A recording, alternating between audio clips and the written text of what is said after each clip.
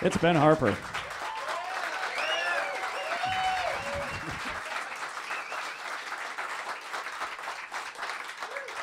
Well, nice to see you, Ben. It's crazy with new songs, like you finish and then you look up, how'd I do, Mom?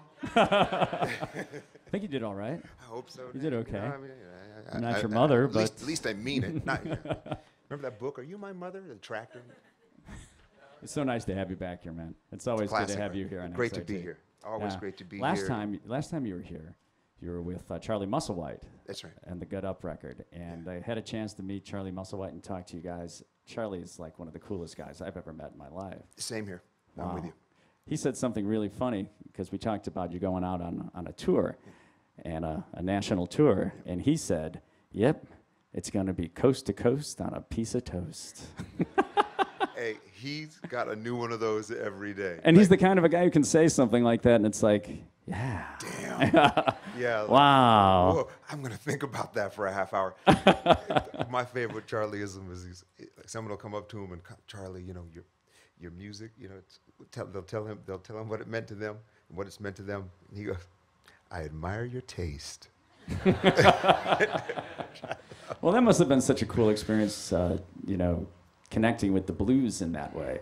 I mean, your music always has been steeped in the blues and so many other types of music, but, you know, getting into those blues root songs and really playing it like that on a nightly basis. Wow. No, Charlie taught me how to play the blues. Mm. And that's just what's up with that. I mean, I would consider myself a disciple of the blues. At a very young age, I followed blues to the ends of the earth. I had no money, came to Chicago in the winter to live with Louis Myers in his apartment and met his brother Dave and his mom. And I'd go up to Oakland, California to hang out with Brownie McGee and just sit at the hem of his garment. And I mean, I went and begged John Lee Hooker when I first got a record deal if I could open up for him. Like, I mean, my life's work at Taj Mahal was my first professional gig. He brought me out on the road when I was 20. So the blues has been my life's work, but it didn't really come, it wasn't solidified till working with Charlie, and that's when I actually earned the right to actually play the blues. Yeah. Well, it worked out really well. The record did well. It won a Grammy, and you know, you got to play it all over the country. So that was pretty cool. And you know, in the introduction, I was talking about how you're now back with your band, The Innocent Criminals, for the first time in a while. And I mentioned all the things that you did in between, and I had to pull the piece of paper out and start because I'm like, oh my God, this is just going on and on. You've kept yourself really busy over those years, man. Very true. So is that one of the reasons why maybe The Innocent Criminals took a break, because there were other things you wanted to do? Yeah, that's exactly it. We all needed to do different things other than making music with each other to expand and express ourselves in different creative ways. Also, those guys got sick and tired of me because I'm an adult dose, you know, and so they were like, enough. They kicked me out, really, and they welcomed me back. I mean, we didn't know what was going to happen. We didn't know creatively what would be in front of us, and the way that Call It What It Is, this new record has come out, there's nothing but open road for us in the future. Now we've proven it. We had a lot to prove to each other as people, not as musicians, because we knew what we could do creatively, but as friends, and everybody really stepped up. So it's great to be back with my brothers. Yeah. Well, I saw you perform at Bonnaroo last year. You didn't play in Chicago, but you played at Bonnaroo, and it was, man, it was like you had just gotten back on a bike or on a skateboard in your case. Yeah, you know? fair enough. Fair enough. It felt like that, you know? It really did. I mean, it felt like it to me, too. Mm-hmm. And when you came back with these guys, though, didn't you want to, instead of just playing the old songs, the intention was to make new music, and that's what you did first before you even started rehearsing for the tour. Yeah, we needed to step forward, not backwards. Yeah. There would have been there's time to learn the catalog, but we needed to start fresh and see where we were. Yeah, well, that's pretty great. So the album comes out next month, Call It What It Is, and it's the title track on this record is a really stunning song. I mean, you know, people always say, oh, it's ripped from today's headlines, but this song really is what's going on in this country right now. Yeah, what's wrong with ripping it from headlines anyway? That's a great place to write songs, man. I'll rip a song from anywhere I can get it. Well, that's what I mean. I mean, this really is from the headlines. I mean, and it's like what's happening in the country. And it's just making sure the headline doesn't drift off into page 6. Right. Could you maybe play that song? I'd love to. And then we'll maybe talk about it a little bit. Okay, it's Ben Harper.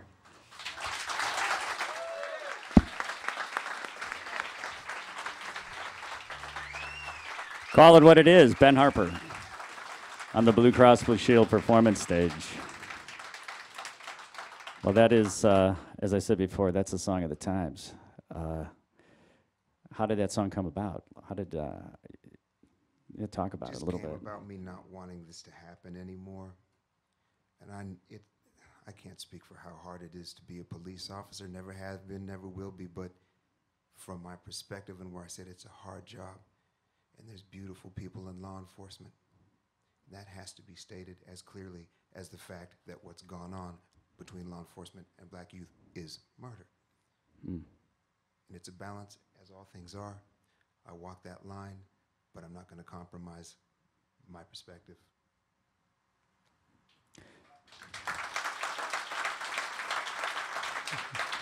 Well, it's such an emotional song, and we were talking about it before, and you present different viewpoints in the song, but it all distills down to that one word, and it's tough to hear, and it must be tough to sing that. Yeah. Yeah, I'm not looking for sympathy or any of that. It is. I don't like singing it. I don't like writing it. Yeah. Now, when you play that with the band, it's a bigger song. Yeah, it jumps up. Yeah. The band they were even thinking about leaving it alone. Like, oh man, we didn't know if it was going to just be left like the way I played it, but we went for it, and as we got deeper in it, it revealed itself in a way that elevated it, I feel. Yeah. Well, there's a video that comes along with the song that you guys should check out, and it started just as a lyric video. Yeah. But the way the lyrics are presented in the video really drive the song home, and it's thank you for seeing that. Yeah, it's a graffiti artist who is writing the lyrics on a wall. Andy, and you see the words like unfold as you're singing them, and they really stick with you. They linger there. Yeah, it works really, really well. No, thank you for that. Like you said, it started out as a lyric video, and I just said I can't do just your standard kind of ticker tape video for this. So. Well, the words are so powerful that at this point, because we've seen the images so many times, the words really, really mean a lot. It's great to be able to sit with that and listen to it and hear what is being said, as opposed to just the news cycle that we get blasted with all the time. It's cool. So congrats on that. Thanks. And it's so great to have you back, especially with the Innocent Criminals to be back rocking big time. And you're going to be here in Chicago playing at the Riviera Theater. The Riv, heck yeah. Yeah, on the 16th. It's an XRT show, and the record comes out on the 8th. And I think I'm probably, I don't know, maybe a bunch of people, but I think I have played other than like Wrigley Field, which we'll get to. I'm like opening for Springsteen someday or Pearl Jam or somebody. But I mean, remember of the Double Door and Shubas and the Cubby Bear? Yeah, where did we play? Yeah, Gil Scott at Shubas, I think that was one of the most memorable. And Aragon, the Brawl Room, and Riv and what's the Metro? Of You course. played at Metro a number of times, Yeah, we did one of these interview performance things at Double Door. Right. You did one with Terry at some venue. I think it was at a recording studio. That's right. Yeah. You've been. Oh no, I'm gonna even go further. Urbis Orbis. You played at Urbis Orbis. Does anyone know what Urbis Orbis was? No. Wow. Not that we're up here dating ourselves or anything, but it was a coffee shop on North Avenue at North Damon in Milwaukee, and now I think it's a gym. Oh. Yeah. I could use that right about now. Yeah, right. Well, you're going out on the road really soon, and it's so great that you're able to stop by today just by yourself without the band and say hi and play some songs for us. I can't tell you how often I hear from my tribe in Chicago that they hear the music I've made over the years on XRT. It's really, we don't get it. Innocent Criminals, we've had to fight tooth and nail to get any song on any radio at any given day. Like some have it harder, some have it easier. It's always kind of a push to get your song on radio. But when there's a radio station that consistently pushes you along, like XRT has with us, and thanks to you, thanks to Terry, I know this is Norm's last day, and I would be sad not to at least pronounce that and what Norm's presence at this station has meant to my music. Because when you got to earn fans one at a time, radio is a big deal, man. So thank you, Norm. Thank you. Right on. Well, thanks for that, and thanks for everything. Okay, we'll see you in a few weeks. It's officially a thank fest. We'll see you in a few weeks. And what you have to do one of these times, though, because we've talked about this, Sure. and you just mentioned Wrigley Field playing there as one of the venues you haven't played. It would be great if you would come here for a few days when the Dodgers are in town. We just go watch the Cubs and Dodgers play, because you're a big fan of the Dodgers. We're big fans of the Cubs. I'm in. Yeah, it'll be a blue fest. However, I do want to say before I get booed off this mug, is that if the Dodgers aren't in it, I'm pushing for the Cubs. All right. Okay.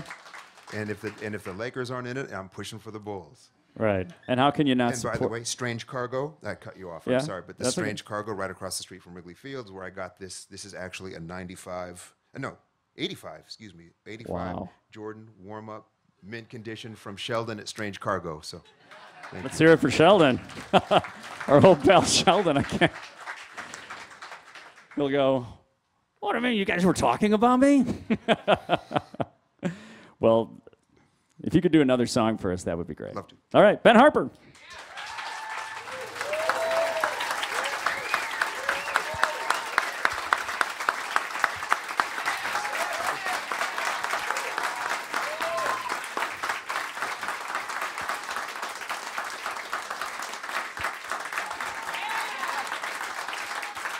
Thank you, Ben. Thank you guys so much. Ben Harper. Thank you. Go Cubs. Go Bulls.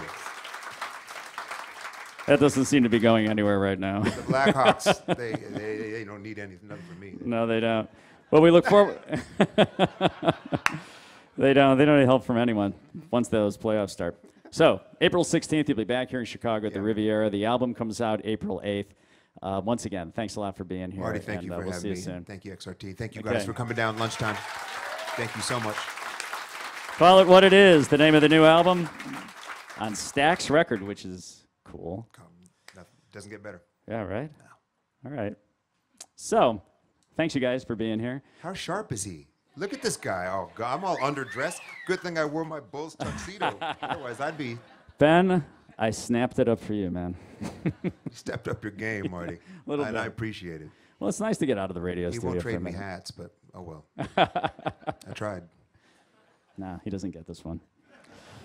So, well, that's it. That's it for today, unless you want to do another song.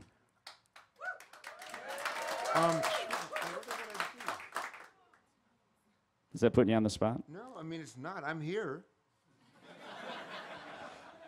The problem with opening that door is I'm at heart kind of a folk blues musicians. They just don't stop. So once another one, I'll roll in. We'll be here. That's like, it? Yeah, man. It gets tricky. You guys don't have anywhere to go, do you? All right. More Ben.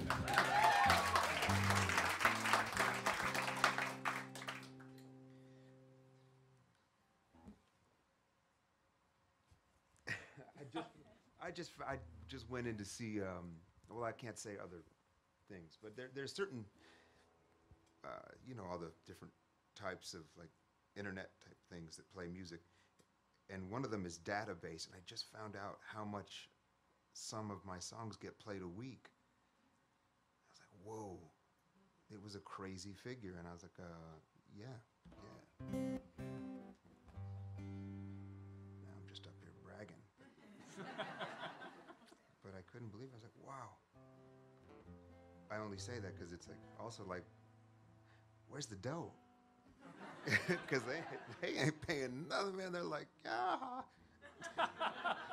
Because, joke's on musicians, I think, in a way. It's like, damn, because the music nowadays may be free, but making records ain't. I'm going to tell you right now.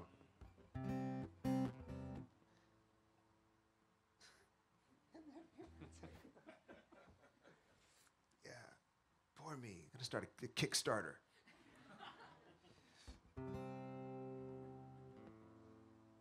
Get my money back from the free stuff. Like, I don't have any plan. I just want my money back for how often it's ripped for free. So it's like, yeah, let's do that.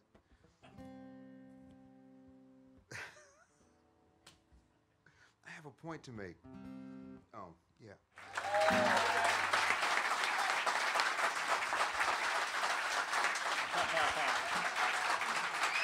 Thank you, guys. Well,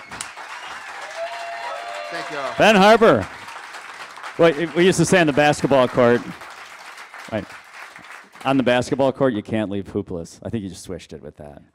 Yeah, I'm so rough on myself. Yeah. Yeah. You see why the innocent criminals gave me the boot. It's like, I'm just like, let it go, man. Let go. Well, thanks a lot for doing this. Yeah. Thank you so much. And thanks for the generous set, and all the best on the upcoming album and the tour. We'll see you in Chicago in a few weeks at the Riviera. Ben Harper, everyone. Sarah, once again.